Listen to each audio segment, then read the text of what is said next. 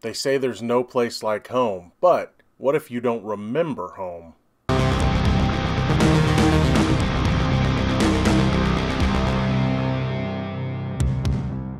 Hey everybody, what's going on? Today we are going to be talking about a two-part episode of G.I. Joe called There's No Place Like Springfield. Now, they can't decide in the show or in the title or anything if it's Springfield or Springfield, one word, but I will say this, growing up, this episode, or this two-part episode, always had a bit of a connection with me because I live near a town named Springfield. Now, I know there are tons of Springfield out there, and I guess they decided when they were making this episode, just like the creators of The Simpsons decided, the name Springfield is a common enough name where you can find a Springfield in a lot of different states, and they decided to go with Springfield.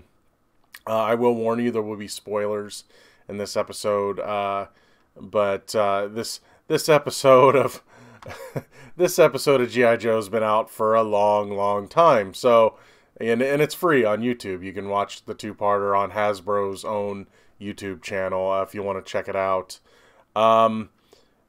Now, this will also require, watching this will require you to kind of know what's going on with G.I. Joe back then. This two-part episode continues a couple of different storylines. There's a storyline about things called synthoids, where they are this putty-like substance that Cobra has created that they can turn into people.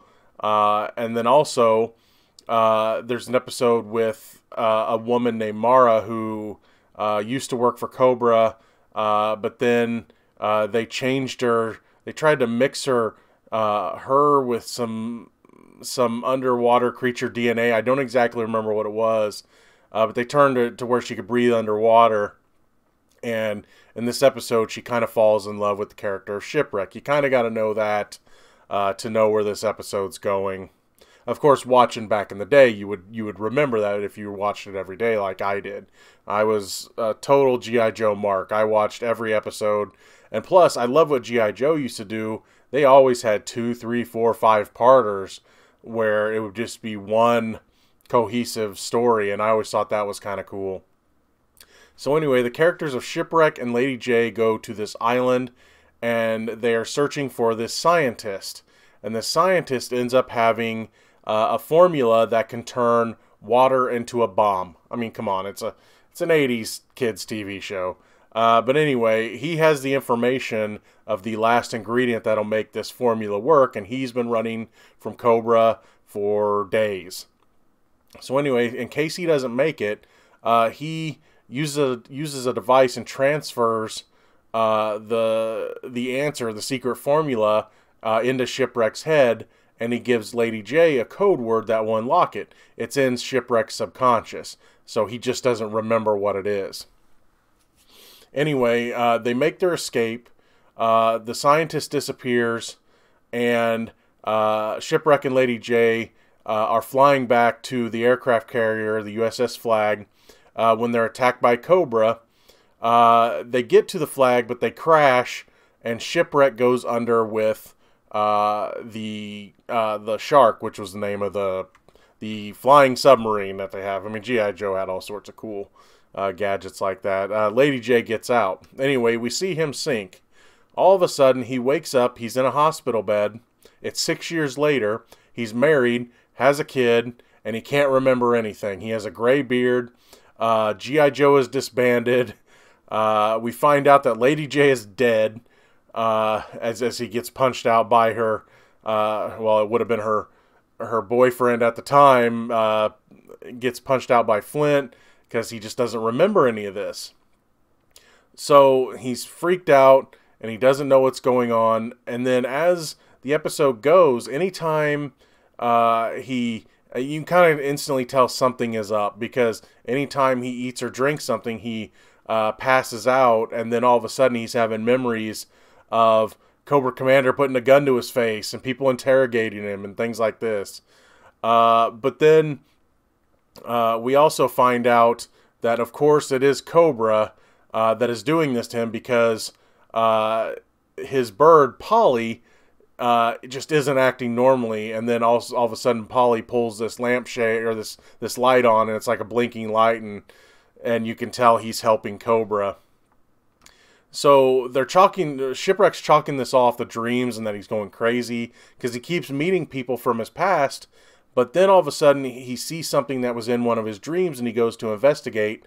The character of Roadblock pulls a car through the car wash, which is where the hidden base is, that they were interrogating him in his dreams. But then as Roadblock pulls through the car wash, he melts, and Shipwreck's freaking out. They take him captive again. They finally get out of him that he can't tell them what they want to know, that Lady J has the code word. So then he ends up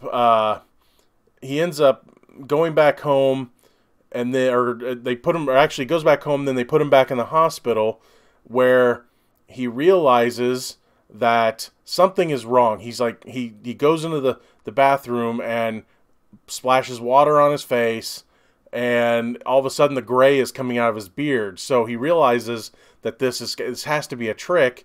He ends up capturing the nurse, who's trying to give him another sedative, gives it to her, and of course she passes out. His bird freaks out, Polly freaks out, then all of a sudden the real Polly flies in and uses a device and melts the other Polly, which of course is a synthoid. So he realizes that this is all fake, that the USS Flag never went down, Lady J's still alive, and it's just Cobra behind this town. But he's like, you know what? If we had the formula, we could destroy Cobra. We could destroy this island, because apparently this base that they've been looking for years is the island of Springfield. So him and Polly are running, and Polly says, well, I know the password, because Polly repeats everything and says the password, unlocks a secret ingredient. Shipwreck's able to make the stuff, pours it down the drain, but Cobra walks in. Shipwreck tries to light a match and blow Springfield to hell, but Destro, being the smart one, says you need a controlled blast. Of course, the idiot Dreadnoks decide to start shooting at Roadblock, which this, of course, sets off the chain reaction, and Springfield begins to blow. Shipwreck decides to try to go home before getting off the island to try to save his wife and kid. Of course, he goes home, and they're holding guns, and Polly melts them with the same thing he melted the other Polly with.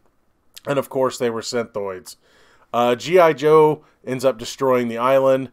They find Shipwreck, and he's looking at the burning house. And they said, was something important in there? And he says, just a dream or two. Okay, this episode when I was a kid always had an effect on me, because, man, when you watch this is almost as close as G.I. Joe, other than maybe G.I. Joe the movie, gets to being a horror film. I mean, G.I. Joe the movie, which we are going to talk about on this channel, it is pretty creepy. But back when it was just the show, this thing was almost a horror movie. You got melting synthoids. You've got like the flashing lights of them trying to interrogate him.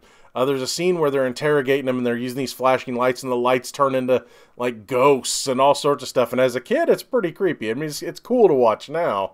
But man, it had an effect on me. Maybe because the town was called Springfield and I lived near a town called Springfield. You know, maybe that had an effect on it too. But yeah, the episode is just really creepy. But again, I loved what G.I. Joe and what Hasbro did with G.I. Joe back then. Yes, of course, these cartoons, along with Transformers and every other cartoon that was on at this time, is trying to sell new toys. And we will talk about that when we talk about G.I. Joe the movie and why parts of it didn't work for me.